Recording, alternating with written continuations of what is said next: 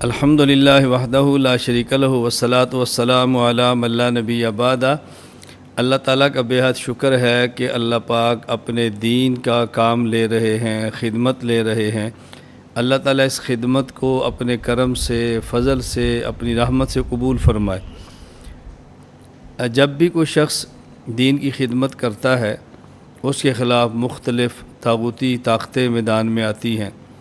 उसका रास्ता रोकने के लिए हर किस्म के हथियार इस्तेमाल करते हैं और एक बहुत बड़ा हथियार होता है किसी के ख़िलाफ़ गलत प्रोपेगेंडा करो, इल्ज़ामात लगाओ, बहतान लगाओ, उसको बदनाम करो।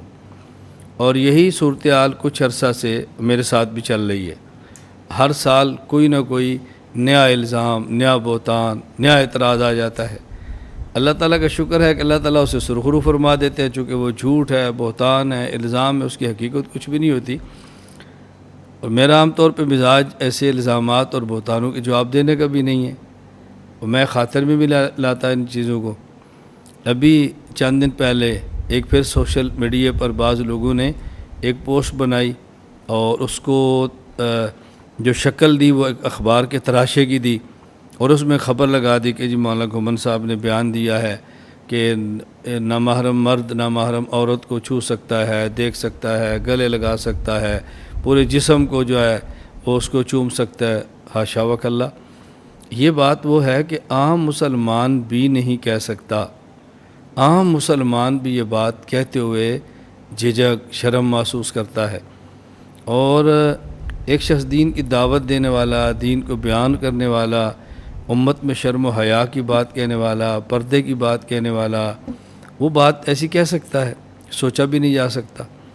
मुझे ताज्जुब है उन पर जो इल्ज़ाम लगा रहे हैं और फिर उससे ज़्यादा ताज्जुब है उन पर कि जो इस इल्ज़ाम को सुनकर रब्ता करके पूछते हैं इसकी हकीकत क्या है। चलो इल्ज़ाम लगाने वाला मुखालिफ है, वो कोशिश कर रहा है, उसको करनी चाहिए, जितना ज़ोर लगा सकता है लगाए। दलाइल नहीं दे सका और दलाइल की दुनिया में लाजवाब हो गए तो एक हथियार और इस्तेमाल कर लें। लेकिन कम अज़ कम वो लोग जो साल साल से हमें सुन रहे हैं उनको तो ऐसी ख़बर सुनकर सोचना चाहिए कि आइंदा को इससे भी ज़्यादा बड़ा बहतान आ जाएगा तो फिर क्या कहेंगे। इसलिए ऐसी ख़बर को सुनकर यही कहना चाहिए कि हाज़ा बहतान व नज़ीम, ये बहतान है, इल्ज़ाम है, मन घड़त बातें हैं। अल्लाह ताला हर उस शख्स की, हर उस इदारे की, हर उस जमात की जो दीन की खिदमत कर रही है हिफाजत फरमाए, शर से बचाए, हासिदीन की हसद से बचाए, माकिरीन के मकर बद से बचाए, नाज़रीन की नज़र बद से बचाए। अल्लाह ताला अफराद, इदारे, जामियात जो दीन के काम में लगे हैं सब की खिदमत को कबूल फरमाए।